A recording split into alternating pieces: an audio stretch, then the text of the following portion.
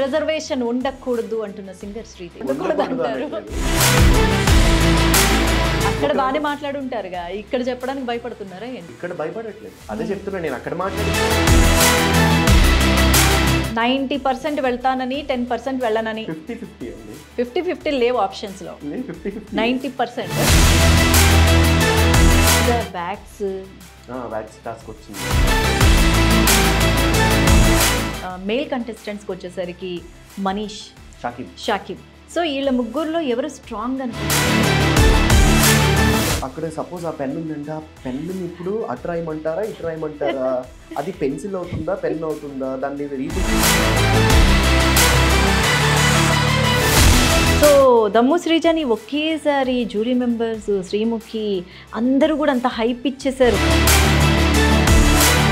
నాకు ఎందుకు కంటెంట్ ఇవ్వలేదు అంటే నేను సరిగ్గా వాళ్ళకి కావాల్సినట్టు చేయలేదు. అండ్ దాలియా, అనూష, కల్కి వీళ్ళ గురించి మీ అభిప్రాయం?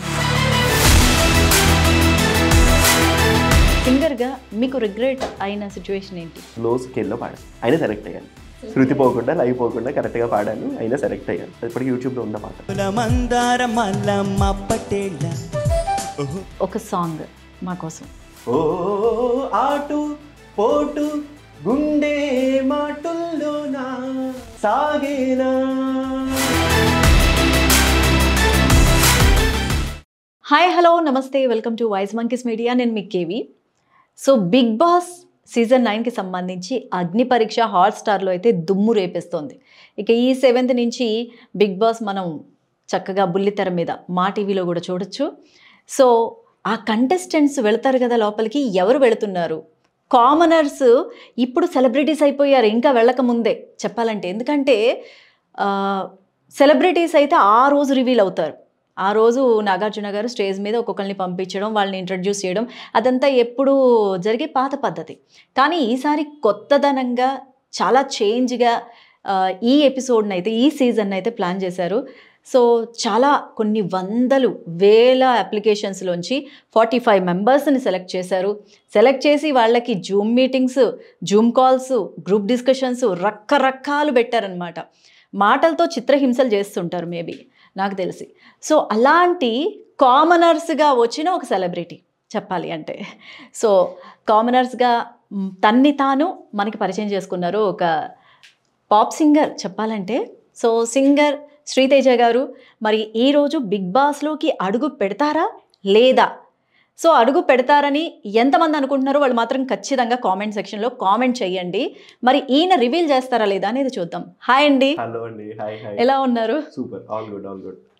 కమెంట్స్ లో అందరూ ఏం పెడతారు తెలుసా? చెప్పండి. పెట్టరు అని పెడతారు దాంట్లో అందరూ. ఎందుకలాగా? I have confidence because already Agni Pariksha జరిగింది, అగ్ని పరీక్షలో ఎలిమినేట్ అయిపోయాను. అవును, ఎందుకు రిజెక్ట్ అయ్యారు అసలు? మల్టిపుల్ రీజన్స్ అండి. Maybe they did not find the spark in me. నాలో స్పార్క్ కనపడలేదేమో వాళ్ళకి. అంటే మాస్క్ ఏమైనా వేసుకున్నారా లేదంటే? మాస్క్ మీద ఆల్రెడీ వేసుకున్నారు మాస్క్. ఓకే. ప్రతి చోట మనం ఎలా ఉండాలో అలాగే ఉంటాం. ఒక్కొక్కరి దగ్గర అమ్మ నాన్న దగ్గర ఎలా ఉండాలో అమ్మ నాన్న దగ్గర ఉంటాం, ఫ్రెండ్స్ దగ్గర ఎలా ఉండాలో, ఇలా ప్రొఫెషనల్ సెట్టింగ్ లో ప్రతిదీ కూడా 100% ఎవరు కూడా ఏ క్యారెక్టర్ ని 100% చూపించలేరు. ఈవెన్ బిగ్ బాస్ లోపలికి వెళ్ళాక కంటెస్టెంట్స్ కూడా 100% ఎవరు చూపించరు. డీసెన్సీ మెయింటైన్ చేస్తారా ఏంటి? అందుకని రిజెక్ట్ అయ్యారా? I maintain my decency. Decency అంటే మీరు ఎలా అడుగుతున్నారు? డీసెన్సీ అంటే కొంచెం రిజర్వ్డ్గా, నాకేమీ తెలియదు, అమాయకుణ్ణి అన్నట్టు ఏమన్నా మెయింటైన్ చేశారా? అంటే నాకైతే చూస్తే మీరు ఇన్నోసెంట్గా మిమ్మల్ని మీరు ప్రొజెక్ట్ చేసుకోవడానికి ప్రయత్నించారు అనిపించింది, కాబట్టి అడుగుతున్నాను. ఇన్నోసెంట్ అంటే నాకు మీరు ఇంకొంచెం క్లారిటీ ఇవ్వాలి. ఇంకొంచెం క్లారిటీ ఇవ్వాలి. అన్ని మీరే పాడ్కాస్ట్లు చేస్తూ ఉంటారు కదా, అందుకని అడుగుతున్నా. ఇన్నోసెంట్ అంటే ఐ మీన్ స్ట్రాంగ్. బట్ ఈ అబ్బాయి ఇన్నోసెంట్గా అవతల వాళ్ళని హర్ట్ చేయకుండా ఓ స్ట్రాంగ్ కంటెస్టెంట్గా ప్లే చేయగలడు అన్న ఇది ప్రొజెక్షన్ అనేది కనిపించింది. I will tell you something అండి. Innocence is different from not talking. మనం ఇన్నోసెంట్గా అంటే అమాయకంగా ఉండడం వేరు, కానీ తెలిసినా సరే ఎక్కడ సైలెంట్గా ఉండాలో అక్కడ సైలెంట్గా ఉండడం వేరు. మెచ్యూరిటీ. ఎక్కడ మాట్లాడాలి అక్కడ మాట్లాడాలి అంతే. Exactly, innocence and maturity. ప్రతి చోట గలగలగా వస పెట్టారా అంటారు బేసిక్. ప్రతి చోట అన్నెసరీగా నేనైతే మాట్లాడను, అన్నెసరీగా మాట్లాడను. ఎట్ ద సేమ్ టైం మాట్లాడాల్సి వస్తే గట్టిగా మాట్లాడతా. అదే చేశాను అక్కడ.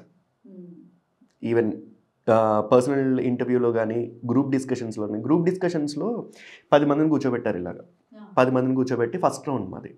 ఫస్ట్ కంటెస్టెంట్ నేను. కనీసం ఒక 5 or 6 అయితే ఒక ఐడియా వస్తుంది. 120 మంది వచ్చిన గ్రూప్ డిస్కషన్లో మార్నింగ్ 7 o'clockకి రమ్మన్నారు. కరెక్ట్గా 8 o'clockకి లోపల పిలిచారు. 8 o'clock అందరూ కూర్చుంటే 8 o'clock బ్యాచ్లో first round first contestant topic ఇచ్చారు, మాట్లాడండి అని. ఏదో గ్రూప్ డిస్కషన్లు అంటే గ్రూప్ ఎగ్జామ్స్కి సంబంధించి డిస్కషన్స్ అన్నట్టుగా అక్కడ ఉంది కదా, కైండ్ ఆఫ్ అలాగే. అందరూ చాలా సెంటెన్స్డ్. ఇప్పుడు అసలు ఏం ప్రిపేర్ అయ్యారు, ఏం క్వశ్చన్లు అడిగారు, మిమ్మల్ని ఏం అడిగారు అసలు? గ్రూప్ డిస్కషన్స్ లో 10 మందిని కూర్చోబెట్టి అమ్మాయిలు గొప్ప అబ్బాయిలు గొప్ప అని అడిగారు బేసిక్ గా. అమ్మాయిలు అబ్బాయిలు గొప్పనా కైండ్ ఆఫ్ అలాంటిదే బేసిక్ గా. సో గొప్ప అన్నది పక్కన పెడితే గొప్పనా నాకు అది క్లారిటీ నాకు గుర్తు రావట్లేదు. 2 రోజుల నుంచి I'm trying to recall the question అక్కడ వచ్చింది. బికాస్ అమ్మాయిలు గ్రేటా అబ్బాయిలు గ్రేటా అనా, లేదంటే గ్రేట్ కాదు కైండ్ ఆఫ్ అలాంటిదే. నేను అబ్బాయిలు స్టాండ్ తీసుకున్నాను, అక్కడ అమ్మాయిలు ఎక్కువ ఉన్నారు. అదేంటండి, అక్కడ అందరూ అమ్మాయిలు స్టాండ్ తీసుకున్నారు. నేను ఇక్కడ బేసిక్ గా కనీసం మీరు న్యూట్రల్ గా గాని స్ట్రెంగ్త్ గురించి మాట్లాడాను. ఐ టెల్ యూ అండి, దాని గురించే నేను చెప్తాను. నేను అక్కడ గ్రేట్ అన్న పదం తీసుకోకుండా రెండిటికి ఇద్దరు గ్రేటే, కానీ అబ్బాయిలు ఒక రకంగా కొంచెం ఎక్కువ స్టాండ్ అవుతారు. ఎందుకంటే అబ్బాయిలు దే ఆర్ బిల్ట్ డిఫరెంట్. అబ్బాయిల masculinity is different, they are built different to do things. ఎప్పటి నుంచో అమ్మాయిలు ఈ పనులు మాత్రమే చేయగలరు అని చెప్పి మన సొసైటీలో ఇన్హిబిషన్ వచ్చేసింది కాబట్టి ఇంకా బయటికి రావట్లేదు. కానీ అమ్మాయిలు వస్తే వాళ్ళు కూడా చేయగలరు. అండ్ మోర్ ఓవర్ ఒకవేళ అమ్మాయిలు అబ్బాయిలు ఈక్వాలిటీ ఒకవేళ అమ్మాయిలకి అబ్బాయిలకి ఈక్వాలిటీ అనేది ఉండాలంటే అది ఫస్ట్ ఆఫ్ ఆల్ సొసైటీ నుంచి చేంజ్ అవ్వాలి. ఐ పర్సనల్లీ ఫీల్ అది సొసైటీ నుంచి చేంజ్ అవ్వాలి. అమ్మాయిలు అంటే నేను చెప్పినవన్నీ చాలా దాన్ని ఏమంటారు పెద్ద పెద్ద వైరల్ అయిపోతాయేమో, దాన్ని ఏమంటారు, నన్ను ఏమైనా గట్టిగా తీసుకుంటారు, నన్ను ఎక్కడ పెట్టేస్తారని భయంగా ఉంది మళ్ళీ. కాకపోతే ఒక పాయింట్ ఏంటంటే అక్కడ బాగానే మాట్లాడుంటారుగా, ఇక్కడ చెప్పడానికి భయపడుతున్నారా ఏంటి? లేదు, ఇక్కడ భయపడట్లేదు, అదే చెప్తున్నా. నేను అక్కడ మాట్లాడింది ఇక్కడ చెప్తున్నా. ఓకే, అక్కడ కూడా కెమెరా పెట్టారు, రికార్డ్ చేస్తున్నారు, అవన్నీ ప్రజెంట్ చేస్తామని అన్నారు, చేయలేదు. నేను చేస్తారని అనుకుని మాట్లాడా. ఫస్ట్ ఆఫ్ ఆల్ ఒకవేళ అమ్మాయిలకి కూడా అబ్బాయిలకి ఈక్వల్ అనాలి అంటే కనుక వాళ్ళకి రిజర్వేషన్ ఉండకూడదు డెఫినెట్లీ. కాకపోతే మన సొసైటీలో ఏదైతే ఆ ఇన్హిబిషన్ ఉందో ఆ ఇన్హిబిషన్ నుంచి అమ్మాయిల్ని బయటకు తీసుకురావడానికి చేస్తున్న ఒక ప్రయత్నం రిజర్వేషన్ లాంటిది. I'm not opposing it, definitely చెయ్యాలి. కానీ మహిళలకి రిజర్వేషన్ ఉండకూడదు అంటున్న సింగర్ శ్రీతేజ, మీరేమంటారు? మీరు బేసిక్ అంతేగా మరి, ఏదో రాజ్యాంగం మా మీద కరుణించి ఏదో ఇస్తుంటే మీరేంటండి ఉండకూడదు అంటారు? తగ్గిస్తూ వెళ్ళాలి అంటున్నా. 1990s లోనో 1980s లోనో మనకి అమ్మాయిలకి రిజర్వేషన్ 33% ఉండాలి అని చెప్పి ఒక బిల్ పాస్ అయింది. 1980sకి 2025 సొసైటీ ఒకేలా ఉందని మీరు అంటారా చెప్పండి? మారింది కదా. మారిన దాన్ని బట్టి కానీ 33% ఎందుకు మారలేదు? మారింది కానీ అమ్మాయిలు పెరిగారు కదా. ఇంకా యాక్చువల్లీ 33 పెంచుతారు అనుకుంటుంటే మీరేంటి 33 ఎందుకు పెంచాలి? అమ్మాయిలు బేసిక్గా బయటకు వచ్చి, అంటే ఒకప్పుడు అమ్మాయిలు అందరూ వంటింటి కుందేళ్లలాగా, లేదంటే ఎంత చదువుకున్నా కూడా పెళ్ళయిన తర్వాత ఫ్యామిలీని చూసుకుంటూ అలా ఉండేవాళ్ళు. ఇప్పుడు అబ్బాయిలకి ధీటుగా అబ్బాయిలకి సమానంగా అదే ఫ్యామిలీ కోసం అదే పిల్లల కోసం పాటుపడుతున్నారు. సో పెంచితే ఏంటి తప్పు? రిజర్వేషన్ ఎందుకు పెంచాలి దానికి? నీకు అమ్మాయిలు కూడా ఈక్వల్ ఆపర్చునిటీ తీసుకునేటప్పుడు when women are equally competing men in this, men ki separate ga enduku reservation ledu, only women ki enduku reservation undi, iddarni equal chestadu asandi. meere cheptunnaru, meer cheppina meere contact మరి దీని మీద వాదించారా మీరు? దీని మీద discussion జరిగింది basic గా. మరి మిగతా వాళ్ళందరూ అక్కడ ఉన్న వాళ్ళందరూ ఏమన్నారు? అక్కడ 10 మంది ఉన్నాము. అక్కడ అమ్మాయిలు ఏమన్నారు ముందు చెప్పండి. అమ్మాయిలకే ఉండాలి, అమ్మాయిలే గొప్ప ఎక్సెట్రా అని మాట్లాడారు. సో మా దాంట్లో మా బ్యాచ్ లో ఏంటి అంటే, ఓకే దీని గురించి మళ్ళీ సెపరేట్ టాపిక్ కావాలని పెట్టుకుని మాట్లాడారు. కాదండి, ఇప్పుడు అమ్మాయిలు అబ్బాయిలకి సమానం అంటున్నారు. అమ్మాయిల్లాగా పిల్లల్ని కనగలరా? కనలేరు. పిల్లల్ని పెంచగలరా? డెఫినెట్లీ పెంచలేరు. నేను అసలు కాదని మరి అమ్మాయి చూపించేంత ప్రేమని మీరు చూపించగలరా? మరి అలాంటప్పుడు ఎందుకు పెంచకూడదు అని చెప్పేసి అక్కడ చెప్పారు? I will tell you something very simple point ఇక్కడ. When situations are changing, situations ఎప్పుడైతే చేంజ్ అవుతున్నాయో, సొసైటీలో సిచ్యువేషన్స్ ఎప్పుడైతే చేంజ్ అవుతున్నాయో, 1980s 1990s టైంలో మీరు ఇలా వచ్చి పాడ్కాస్ట్ ఇలాగ ఒక ఇంటర్వ్యూ చేసేలాగా మీ అమ్మగారు కానీ మీ అమ్మమ్మ గారు కానీ ఉన్నారా? మీరే ఎందుకు వచ్చారు బయటికి? Because you got that opportunity now. ఆ స్క్రీన్ ప్రెజెన్స్ కానీ లేకపోతే ఆ ధైర్యం కానీ సొసైటీ ఇవ్వగలుగుతుంది కాబట్టి ఇప్పుడు సొసైటీ ఇస్తుంది. ఆ సొసైటీ ఇవ్వలేకపోతే రిజర్వేషన్ డెఫినెట్లీ ఉండాలి. ఓకే, 100 మంది ఉన్న ఆఫీస్లో ఏమో మా అమ్మమ్మ గారు మా అమ్మగారు బాగా చక్కగా వాగ్దాటి ఎక్కువగా ఉన్నవాళ్లే. సో నాకు 5 వచ్చి ఉంటుంది. అదే, కానీ అప్పుడు రాలేదు, ఇప్పుడు వస్తున్నారు అంటే మన మారుతున్న టెక్నాలజీ కానీ మారుతున్న సొసైటీ కానీ లేడీస్ ని యాక్సెప్ట్ చేస్తున్నారు, which is very good thing. నేనేం కాదనట్లేదు. బట్ ఇప్పటికీ యాక్సెప్ట్ చేసిన అమ్మాయిల మీద దుర్మార్గాలు ఎక్కడ ఆగుతున్నాయి? ఆగట్లేదు. మరి మగవాళ్ళ తీరు ఎక్కడ మారుతుందండి? ఎందుకండి వీళ్ళని ఎక్కువ చేయకూడదు? ఎందుకు చెప్పండి? I will tell you something. మళ్ళీ ఇంకొక పాయింట్ ని మీరు ఇప్పుడు చాలా పెద్ద పాయింట్ ఎత్తారు. మగవాళ్ళ దుర్మార్గాలు. నేను చేశానా? ఆయన చేశాడా? ఈయన చేశారా? మీ జాతే కదా. మొన్న రీసెంట్ గా మరి ఆడవాళ్ళు అక్కడ కుళ్ళు మనాల్లో ఎక్కడో ఒక ఆమె తీసుకెళ్లి వాళ్ళ హస్బెండ్ ని చంపేసింది. ఆడజాతని చెప్పలేరు కదా, చెప్పలేరు. కానీ అందరు అమ్మాయిలు అలా ఉండరు. అందరు అబ్బాయిలు కూడా అలా ఉండరు. అలా ఎలాగా? అందరు అబ్బాయి కాదండి. ఒక విధంగా చెప్పాలంటే ఎంతమంది ఎన్ని అకౌంట్స్ మెయింటైన్ చేయట్లేదు చెప్పండి? ఈక్వల్ ఉన్నారండి అమ్మాయిలు అబ్బాయిలు కూడా. ఓకే, మీరన్నదే పాయింట్, మళ్ళీ మీరన్న పాయింట్ తీసుకుందాం. అబ్బాయిలు అకౌంట్లు మెయింటైన్ చేస్తున్నారు, అమ్మాయిలు అంటే అమ్మాయిలు కూడా మెయింటైన్ చేస్తున్నట్టుగా అబ్బాయిలు అబ్బాయిలతో చేస్తున్నారా? అమ్మాయిలు కొంచెం చేసేది. బుద్ధి లేని వాళ్ళు, కల్చర్ లేని వాళ్ళు నేను యాక్సెప్ట్ చేస్తాను. నేను దీనిలో యాక్సెప్ట్ చేస్తా, కానీ అందరూ ఉండట్లేదు. Let us not generalize the gender. Let us not generalize the gender. అబ్బాయిలు మగవాళ్ళు కాదు, ఆడవాళ్ళు అమ్మాయిలు కాదు. There are few ladies are few men, few women, అంతే. Let us keep that. అలా ఉంచుకుని తీసుకుంటే కనుక ఫ్యూ విమెన్ గురించి మనం మాట్లాడుకోవట్లేదు, మోస్ట్ ఆఫ్ ద విమెన్ గురించి మాట్లాడుకుంటున్నాం, మోస్ట్ ఆఫ్ ద మెన్ గురించి మాట్లాడుకుంటున్నాం. ఇప్పుడు 110 కోట్ల మందిలో 70 కోట్ల మంది మెన్ ఉన్నారంటే 70 కోట్ల మంది మగజాతిని మీరు అవహేళన చేయట్లేదు. నేను చేయట్లేదు. నేను మిగతా 40-50 కోట్ల మంది లేడీస్ ని చేయట్లేదు. సో దీనికి అంతటికి కారణం కల్చర్ మారడం. కల్చర్ మారింది అంటే ఆలోచన ధోరణిలో మార్పు రావడమే కదా. సో అందరి ఆలోచనలు కొంచెం కంట్రోల్లో ఉండాలి. కల్చర్ మళ్ళీ అంటే ఏదో పాతలా కాకపోయినా కొంతలో కొంత మనం ఒక లైన్ అనేది దాటకుండా ఉంటే అందరికి బెటర్. సో అమ్మాయిలకి మాత్రం రిజర్వేషన్ పెంచాల్సిందే. ఎలా రిప్రజెంట్ చేస్తారు? అది మనం పెరిగే వాతావరణాన్ని బట్టి, మనం చుట్టూ ఉన్న మనుషుల్ని బట్టి ఉంటుంది. పెరిగే వాతావరణాన్ని బట్టి ఉంటుందని చెప్పి నేను నమ్మట్లేదు. 90% వెళ్తానని 10% వెళ్ళనని 50-50 అండి. 50-50 లేవు ఆప్షన్స్ లో. 90% 51-49. మీరు 51 దేంట్లో చేసుకుంటారో మీ ఇష్టం. వెళ్తారు. ఆడియన్స్ పర్స్పెక్టివ్, నేను ఆడియన్స్ పోల్ కి కమెంట్ చేసుకోండి.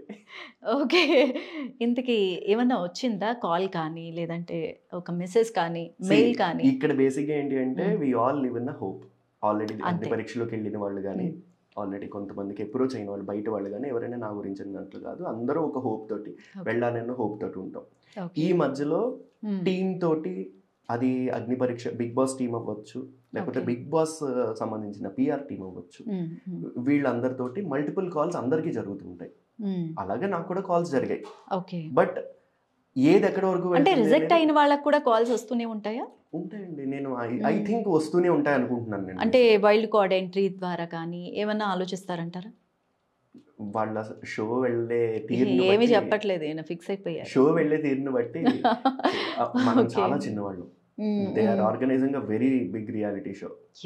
అంత పెద్ద రియాలిటీ షో అన్ని కోట్లు పెట్టి ఖర్చు చేసేటప్పుడు ఆ డబ్బులు వాళ్ళకి తిరిగి వచ్చే కంటెస్టెంట్ ఎవరు ఉంటారని ఆలోచిస్తారు. ఓకే, అయితే ఎన్ని రోజులు అంటే మీరు బిగ్ బాస్ 9 అగ్ని పరీక్షలో ఎన్ని ఎపిసోడ్స్ వరకు ఉన్నారండి? అగ్ని పరీక్షలో మాత్రం 2 ఎపిసోడ్స్ ఉన్నాను. 2 ఎపిసోడ్స్. అగ్ని పరీక్ష టాప్ 24 2 ఎపిసోడ్స్ ఉన్నాను. డిఫరెంట్ గా వ్యాక్స్ టాస్క్ వచ్చింది. వ్యాక్స్ అనేది జెంట్స్ కి ఎక్స్పెక్ట్ చేశారు అసలు మీరు? అలాంటి అంటే అంతకు ముందే నేను షాకిబ్ మేము మాట్లాడుకుంటున్నాం అక్కడ కూర్చుని, ఇంకేం టాస్క్లు ఉన్నాయి, ఇంకేముంటాయి పెయిన్ ఇచ్చే టాస్క్లు అంటే లెగ్ వ్యాక్సింగ్, ఇదిగో హ్యాండ్ హెయిర్ ఉంది, వ్యాక్సింగ్ చేసుకుంటారేమో అనుకుంటూ ఉన్నాము. అనుకున్న ఒక గంటలో తేజ రా వ్యాక్స్ చేసుకోవాలి పిలిచేసారు. ఓకే, ప్రాబబ్లీ నేను మాట్లాడేది నాకు వినేసి ఉంటారు. మైక్స్ ఉన్నాయా? అందరికి మైక్స్ ఉన్నాయి. ఓకే, ప్రిపేర్డ్ గా ఉన్నారా అనుకున్నారా వాళ్ళు? నేను I was not prepared for wax task, chest waxing task. But ఏముందిలే మగాళ్ళకి ఎందుకు ఇస్తారు అనుకొని ఒక ఓవర్ కాన్ఫిడెన్స్ లో ఉండుంటారు. హ్యాండ్స్ ఆర్ లెగ్స్ ఇస్తారు అనుకున్నాను, మరి అసలు చెస్ట్ వ్యాక్స్ అనుకోలేదు. బిందు మాధవి గారు శ్రీముఖి కలిపి బాగా హెల్ప్ చేశారు, మామూలు హెల్ప్ కాదు. సో ఐ థాట్ ఓకే ఏది ఇచ్చినా చేద్దామని రెడీ ఉన్నా. ఓకే, ఏది ఇచ్చినా చేయడానికి రెడీ ఉన్నాను. ఓకే, బికాజ్ ఒకే ఒక ఆపర్చునిటీ. అండ్ ఇంకోటి ఏంటంటే మిమ్మల్ని సాంగ్ పాడమన్నారు. సాంగ్ పాడమన్నప్పుడు మీరు పాడిన పాట అంటే ప్లేబ్యాక్ సింగర్ గా కొన్ని మూవీస్ లో పాడాను, మూవీ చివర నా పేరు వస్తుంది అంటే స్క్రోలింగ్స్ లో నా పేరు వస్తుంది అని చెప్పారు. అయితే మీరు పాడిన పాట కాకుండా వేరే వాళ్ళు పాడిన అంటే వేరే మూవీలో సాంగ్ పాడడం వల్ల మీకు మైనస్ అయిందని చెప్పేసి నేను చాలా కామెంట్స్లో చూశాను. అంటే వేరే వేరే రివ్యూస్, అందుకని ఈ క్వశ్చన్ అడుగుతున్నాను. వేరే వేరే రివ్యూస్ చూసినప్పుడు తను చేసిన బిగ్ మిస్టేక్, తను పాడిన పాట అయితే బాగుండేది, వేరే వాళ్ళు పాడిన పాట వల్ల, టాప్ సింగర్ పాడిన పాట వల్ల ఎక్స్పెక్టేషన్ హై లెవెల్లో ఉంటుంది, కొంచెం లో లెవెల్లో ఈ సాంగ్ ఉండేసరికి దానివల్ల రిజెక్ట్ అయ్యాడేమో అన్న ఒక. నేను పాడిన పాటలు ఏది అంత హిట్ కాలేదు నిజంగా. నేను అక్కడ మనకు వచ్చే ఒకే ఒక ఆపర్చునిటీ. ఇప్పుడు నేను మీకు తెలియని పాట పాడాను అనుకోండి, మీకు అర్థం కాదు, మీరు వినలేరు, కాన్సన్ట్రేషన్ గా వినలేరు. అదే తెలుసున్న పాట పాడాను అంటే జ్యూరీకి ఆ తెలుసు కదా అని చెప్పి కొంచెం 4 రకాలు వింటూ ఉంటారు. అండ్ మోర్ నా సింగింగ్ టాలెంట్ ని ప్రెజెంట్ చేసుకోవాలి అంటే I should take a very tough song and challenging ఉండాలి. ఆ టాస్క్, ఆ సాంగ్ కూడా ఛాలెంజింగ్ ఉండాలి. బాలుగారి పాట గీతాంజలిలోది జగడం పాడాను. So it was a challenging song. Last లో అది నేను ఒక రియాలిటీ షో కోసం ప్రాక్టీస్ చేశానండి. లాస్ట్ లో తకట తకట తకదిమి తకదిమి తక తకట తకట తకదిమి తకదిమి తక తకట తకట తకదిమి తకదిమి తక తకటతాం ఈ ఒక్కటి ప్రాక్టీస్ చేయడానికి నాకు 2 రోజులు పట్టింది. తిరగడానికి ఒక 2 రోజులు పట్టింది. That's a challenging thing. ఒకటి చేశాడు, ఒకళ్ళు చేయలేదు, ఇంకొకళ్ళు చేశారు అంటే అది నన్ను డిఫరెంట్ గా ప్రొజెక్ట్ చేసుకున్నట్టు కదా. అందుకని ఆ పాట పాడాను. ఎందుకంటే ఈ క్వశ్చన్ అడగడానికి కారణం నేను చాలా కామెంట్స్ లో అండ్ రివ్యూవర్స్ చెప్పిన దానిలో విన్నాను కాబట్టి ఇది మీ నుంచి క్లారిటీ ఇచ్చామనుకోండి, మీ ఆలోచన ఏంటి, వాళ్ళు అనుకున్నది కరెక్టా లేదంటే మీరు అనుకున్నది కరెక్టా అనేది ఒక ఎస్టిమేషన్ వచ్చేస్తుంది. సో ఒక సాంగ్ మా కోసం. నిండు పున్నవేళ మబ్బు కమ్ముకొచ్చి సింహ సీకటల్లిపోతుంటే నీ గమ్యం గందరగోళం, దిక్కు తోచకుండా తల్లడిల్లిపోతూ పల్లటిల్లిపోయి నీ ఉంటే తీరేనా నీ ఆరాటం, ఏ హేతువు నుదుటి రాతల్ని మార్చిందో నిశితంగా తెలిపేదెలా, రేపేటవును తేలాలంటే ఎదురీగి సాగాలిగా, ఓ ఆటు పోటు గుండె మాటుల్లోనా సాగేనా, ఆశా పాశం బంధీసేసేలే సాగే కాలం ఆడే ఆటేలే, తీరం సేరేలోగానే రేపేటవునో సేరువైనా సేదు దూరాలే తోడవుతూనే ఈడే వైనాలే, నీదో కాదో తేలేలోగానే రేపేటవునో. Wow wow, wonderful wonderful. ఈ సాంగ్ మనం ఎక్కడ వాడుకోవచ్చు అంటే బిగ్ బాస్లోకి వెళ్ళినప్పుడు వాడుకోవచ్చు. సో చాలా చాలా చాలా బాగా పాడారు. జనరల్గా సింగర్గా మీకు రిగ్రెట్ అయిన సిచ్యువేషన్ ఏంటి? పాడలేకపోతే ఏమైనా వచ్చి ఎప్పుడన్నా రిగ్రెట్ అనిపించింది? ఒక రియాలిటీ షోలో పార్టిసిపేట్ చేసేటప్పుడు, పాడతా తీగలోనే పార్టిసిపేట్ చేసేటప్పుడు మమ్మల్ని కంటెస్టెంట్స్ అందరినీ ముందు రామోజీ ఫిల్మ్ సిటీ తీసుకెళ్ళారు. కంటెస్టెంట్స్ అందరినీ తీసుకెళ్ళి అక్కడ ఫుల్ తిప్పారు అనమాట. కంటెస్టెంట్స్ అందరూ కొత్త కాబట్టి అప్పట్లో తిప్పినప్పుడు ఫుల్ అరచేసి గెలిచేసింది. అప్పుడు పాడాల్సిన పాట ఓహో లైలా ఓ చారుశీల కోపమేలా మనకేలా గోల మందారమాల మా పటేళ్ళ ఓహో పిల్ల సుభానల్లా, ఈ పాట అనమాట పాడాల్సింది. సో అయితే ఇదే పాట నేను నెక్స్ట్ వచ్చేసరికి గొంతంతా పోయింది, అరిచేసరికి గొంతు పోయింది. ఇంకా అక్కడికి వెళ్ళేసరికి స్టేజ్ మీద ఎక్కేసరికి ఏం చేయాలి, దీన్ని తగ్గించి ఓహో లైలా ఓ చారు శీల కోపమేల అని లో స్కేల్లో పాడాను. అయినా సెలెక్ట్ అయ్యాను, శృతి పోకుండా లైవ్ పోకుండా కరెక్ట్ గా పాడాను, అయినా సెలెక్ట్ అయ్యాను. అప్పుడు ఆ ఫీల్ ఇచ్చుంటే ఇంకెంత బాగుండేదా అని ఫీలింగ్ అంతే. ఇప్పుడు యూట్యూబ్ లో ఉందా పాట.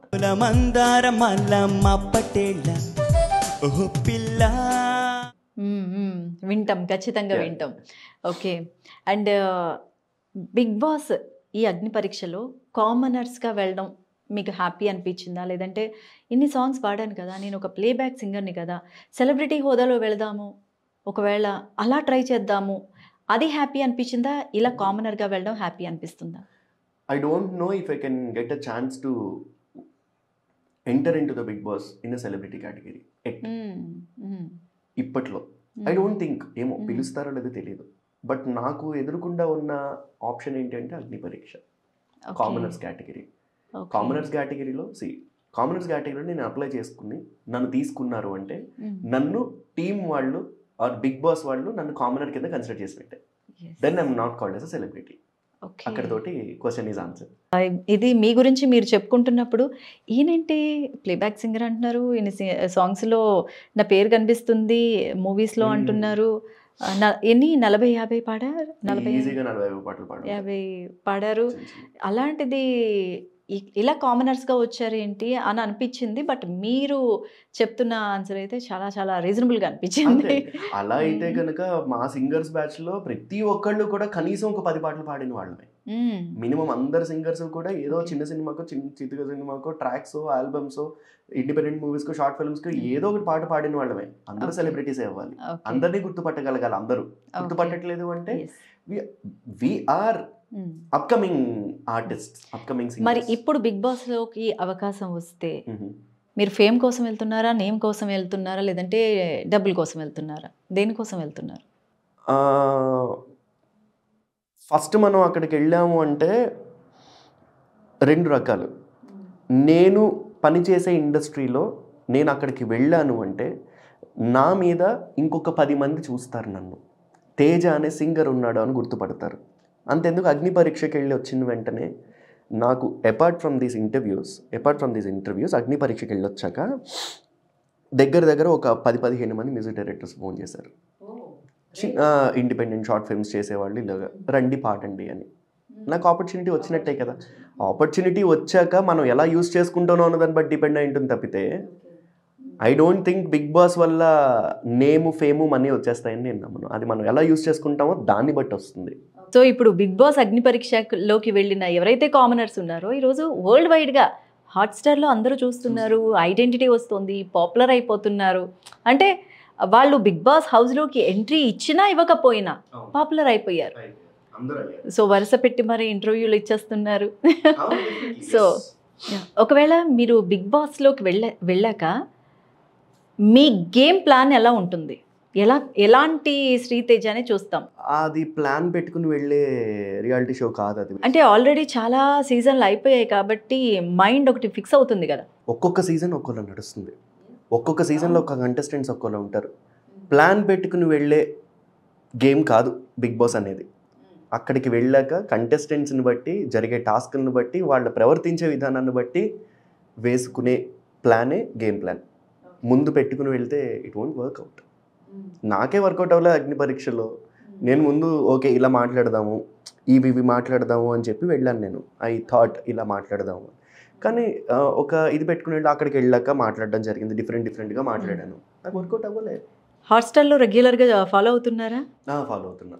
సో ఇప్పుడు చూస్తున్న ఈ ఎపిసోడ్స్ చూస్తుంటే జడ్జెస్ మంచి వైపు స్టాండ్ తీసుకున్నా ఏదో ఒకటి పెడుతున్నారు, చెడు వైపు స్టాండ్ తీసుకున్నా ఏదో ఒకటి సీన్ క్రియేట్ చేస్తున్నారు, ఎల్లో ఇచ్చేస్తున్నారు కార్డ్. అంటే వాళ్ళ స్ట్రాటజీ గేమ్ అది. సో మీరు మంచి వైపు స్టాండ్ తీసుకుంటారా, లేదు తప్పైనా కూడా నేను ఇంతే అని చెడు వైపు స్టాండ్ తీసుకుంటారా? నేను ఏది నమ్ముతానో దాన్ని స్టాండ్ తీసుకుంటా. అమ్మా అన్నీ అసలు ఎక్కడ దొరకకుండా చెప్తున్నారు. నిజంగానే నేను ఏది నమ్ముతానో అది నేను స్టాండ్ తీసుకుంటా. అది ఏ కలర్ అండి? అది మీ పక్కన ఉన్న ఆకు కలర్ అది ఏ కలర్? నేనేం చెప్పాలి? గ్రీనే. షూర్ అది గ్రీనేనా? మీరు గ్రీన్ అని నమ్ముతారా? Pale green. గ్రీనా పేల్ గ్రీనా? ఒకటి పేల్ గ్రీన్. నేను గ్రీన్ అని నమ్ముతాను. నేను గ్రీన్ అంటే నేను గ్రీన్ అనే నమ్ముతాను. మీరే మార్చేశారు మాట, నేను మార్చలేదే. అంటే నేను మార్చలేదు. అంటే నేను ఒకవేళ ఇలా అంటే అదంటారా? అలా అన్ను. ఓకే, నేను అదే చెప్పేది. నేను ఏది నమ్ముతానో దాని మీద నేను స్టాండ్ తీసుకుంటా. ఓకే, అది నాకు చెడు చేయకుండా, మిగతా వాళ్ళకి చెడు చేయకుండా ఉంటే పర్లేదు.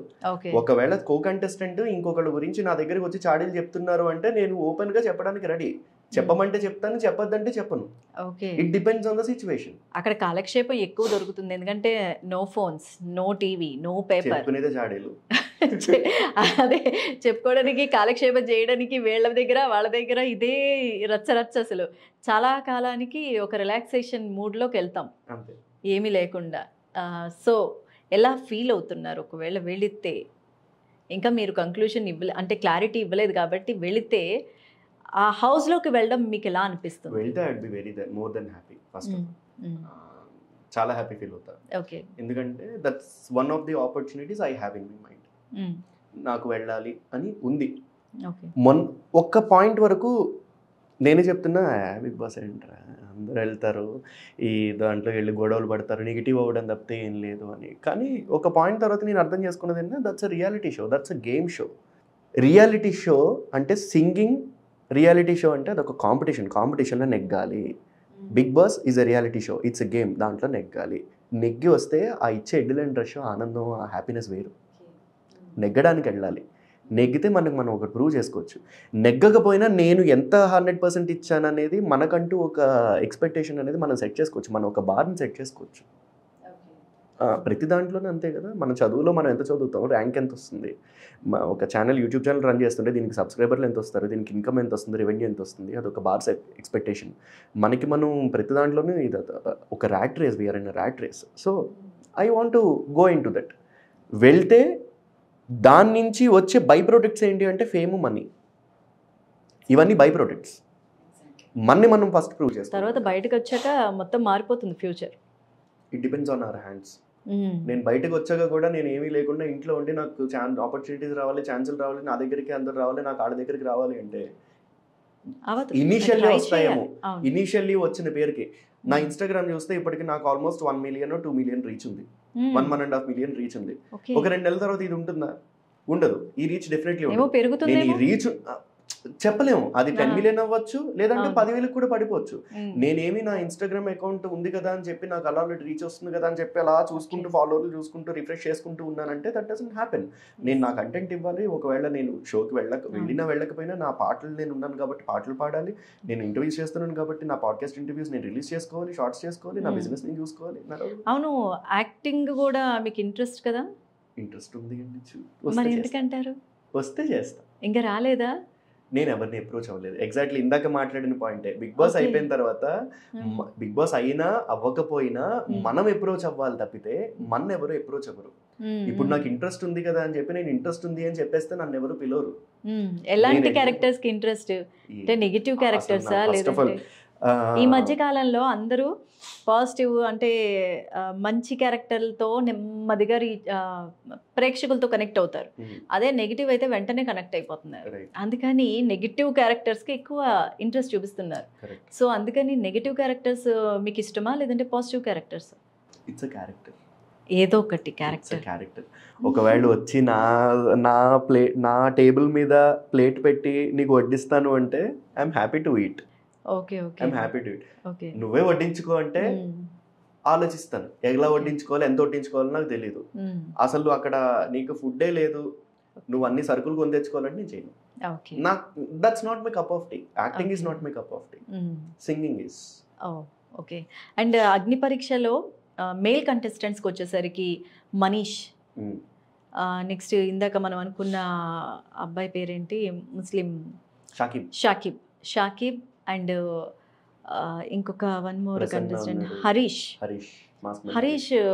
మొత్తం ఇది చేసేసుకున్నాడు కదా అసలు. మరి అసలు ఎంత ధైర్యం అసలు అబ్బాయికి. సో వీళ్ళ ముగ్గురులో ఎవరు స్ట్రాంగ్ అనుకుంటున్నారు, ఎవరు ఫెయిర్ అనుకుంటున్నారు? అంటే ఇంకా నాగా వీళ్ళందరూ ఉన్నారనుకోండి. హరీష్ గారు ఈజ్ హీఈస్ వెరీ వోకల్. ఆయన కొంతమంది ఆకారాన్ని చూసుకుంటాం, కొంతమంది దగ్గర మనం ఆగుతాం. అందుకని బౌన్సర్స్ అంటారు బయట.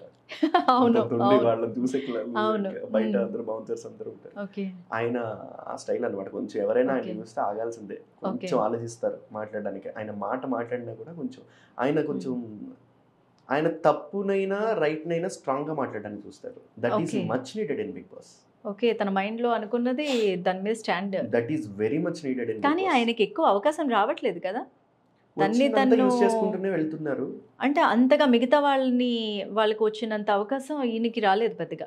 యాక్చువల్లీ అంతే. సో షో ఫార్మాట్ అలాంటిది. ఓకే. అండ్ మనీష్ గారి గురించి మీరేమంటారు? Is a strong or judges jury members strong చేస్తున్నారంటారా? అంటే నెగిటివ్ అయినా ప్రజల్లోకి ఇంజెక్ట్ చేస్తున్నారు అనుకుంటున్నారు? Every person is strong there. కానీ మనీష్ గారు ఓవర్ థింకర్, బాగా చాలా ఓవర్ థింక్ చేస్తున్నారు. అరే అక్కడ సపోజ్ ఆ పెన్ ఉందంటే ఆ పెన్నుని ఇప్పుడు అటు రాయమంటారా ఇటు రాయమంటారా, అది పెన్సిల్ అవుతుందా పెన్ అవుతుందా, దాన్ని రీఫుల్ తీయమంటారా, లేదు నువ్వు ఒక్కసారి ఏ రాయి చాలు అంటే, నువ్వు స్మాల్ ఏ రాయాలా బిగ్ ఏ రాయాలరా, దాన్ని షేడింగ్ చేయాలా, లేకపోతే ఇంత ఆలోచించేస్తున్నారు ఆయన. అంత అవసరం లేదు కదా, అంత అవసరం లేదు. It's a very simple game. అక్కడ ఉన్నట్టు ఈజీగా గెలిచేవి కూడా ఆయన ఇలాగే ఓవర్ థింక్ లో ఎక్కువ ఇదవట్లేదు, నెగటివ్ అయిపోతున్నారు. Very much over thinker. ఆయన హౌస్ లోకి అడుగు పెడతారన్న ఒక టాక్, మీరేమంటారు? I think he'll be in the house. అవునా? అంటే ఎక్కువగా ఆలోచిస్తూ ఉంటారు కదా, అలాంటి కంటెస్టెంట్ విన్నేనా? కామనర్స్ లో ఎలిజిబులేనా?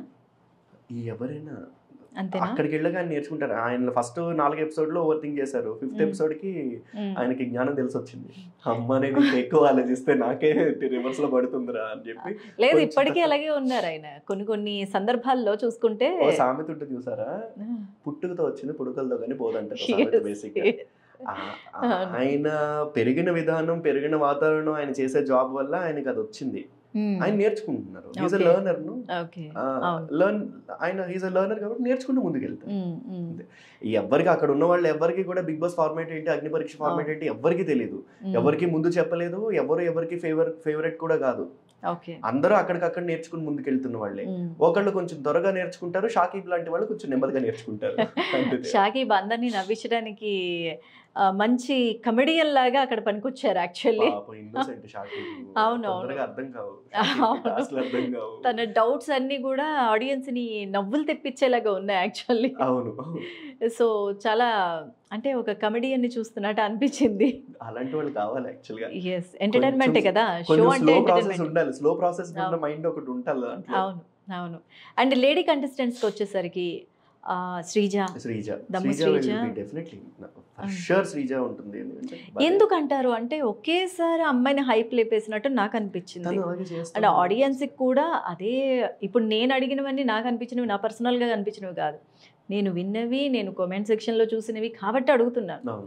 సో దమ్ము శ్రీజని ఒకేసారి జ్యూరీ మెంబర్స్, శ్రీముఖి అందరూ కూడా అంత హైప్ ఇచ్చేసారు మొన్న ఎపిసోడ్లో. అంత అవసరమా అనిపించింది. అక్కడ ఉందండి. ఇప్పుడు బ్యాక్ ఎండ్ లో ఏమైనా జరిగిందా? మీరు నన్ను అన్నారు చూసారా, మీకు ఎందుకండి కంటెంట్ ఇవ్వలేదు అసలు అని మీరు ఒక పాయింట్ అన్నారు.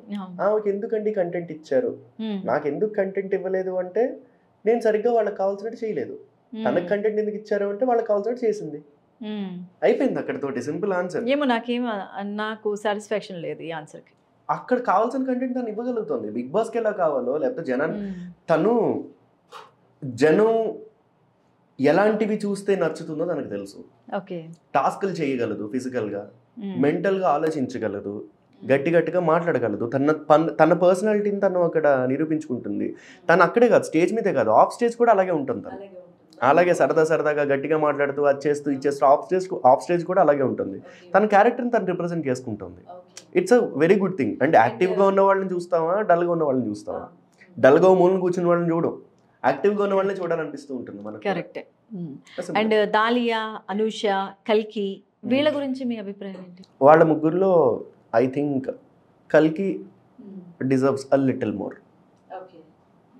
లిటిల్ మోర్ కొంచెం వీళ్ళ ముగ్గురులో కంపేర్ చేస్తే ఒక్కొక్కళ్ళు ఒక్కొక్క దాంట్లో స్ట్రాంగ్గా ఉన్నారు. ఫస్ట్ ఆఫ్ ఆల్ వీళ్ళ జడ్జెస్ ఇదంతా జడ్జ్మెంట్ ఇచ్చింది జ్యూరీ, వాళ్ళు ఏం చూసారు మనకు తెలియదు.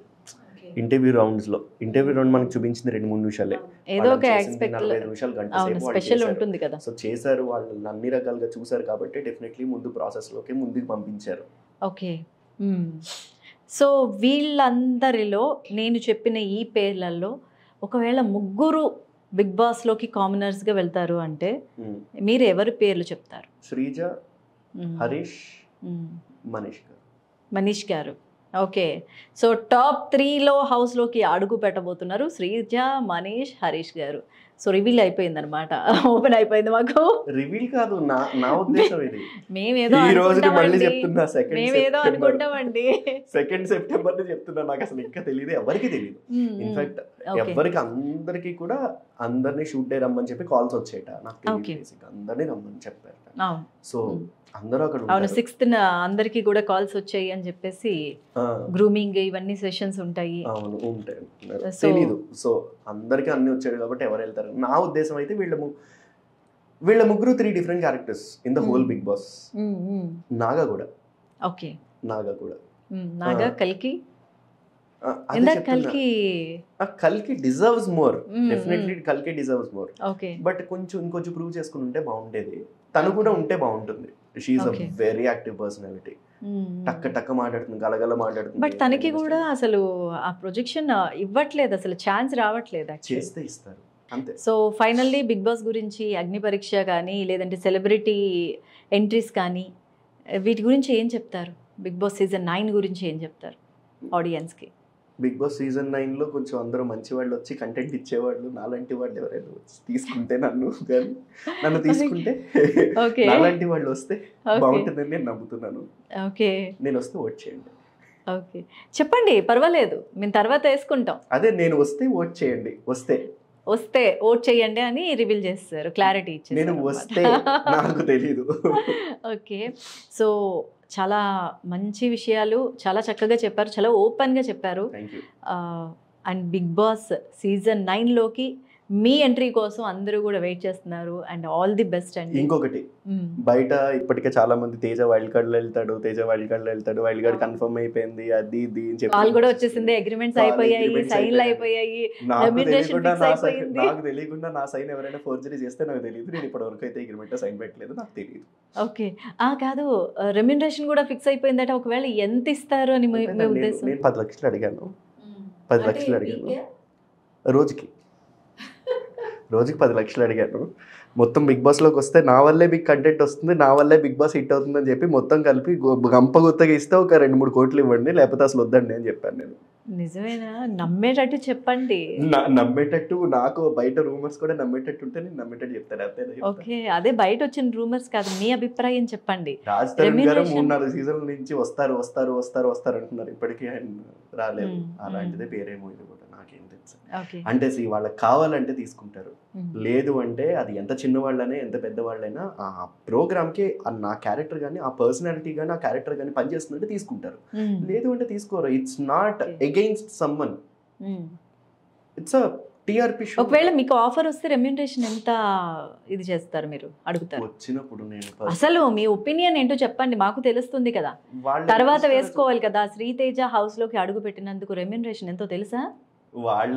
న్యూస్ వేసుకోవాలి కదా. ఏమో అండి, వాళ్ళు ఎంతకు వస్తారో నాకు తెలియదు. అసలు వాళ్ళు ఏ ఫిగర్ లో ఉన్నారు? ఇది బిజినెస్ డీల్ లాంటిది. నువ్వు ఒక ప్రొడక్ట్ ఎంతకు అమ్ముతావు అంటే, నేను ఇప్పుడు నా పర్ఫార్మెన్స్ నేను అమ్ముకుంటున్నట్టు, నా పర్ఫార్మెన్స్ వాళ్ళకి ఎంత వాల్యూ కడతారో చూసుకుని, ఓకే ఆ వాల్యూకి పర్లేదు నా మైండ్ ఉంది అంటే, ఎందుకంటే నేను ముందే చెప్పకూడదు ఇవన్నీ.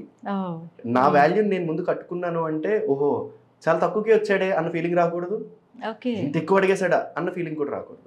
సో వాళ్ళు ముందు నాకు చెప్తే, ఒకవేళ నేను వెళ్తాను అంటే వాళ్ళు ముందు నాకు చెప్తే నేను దానికి మెసేజ్ పెట్టండి, మీ రెమ్యూనరేషన్ ఎంత అనేది. అయితే ఒకవేళ ఫిక్స్ అయ్యి అన్ని ఓకే అయితే మాకు మెసేజ్ పెట్టేయండి. పెడతాను, డెఫినెట్లీ పెడతాను. ఒకవేళ ఓకే అయితే ఖచ్చితంగా పెట్టండి. ఓకే అవుతారు.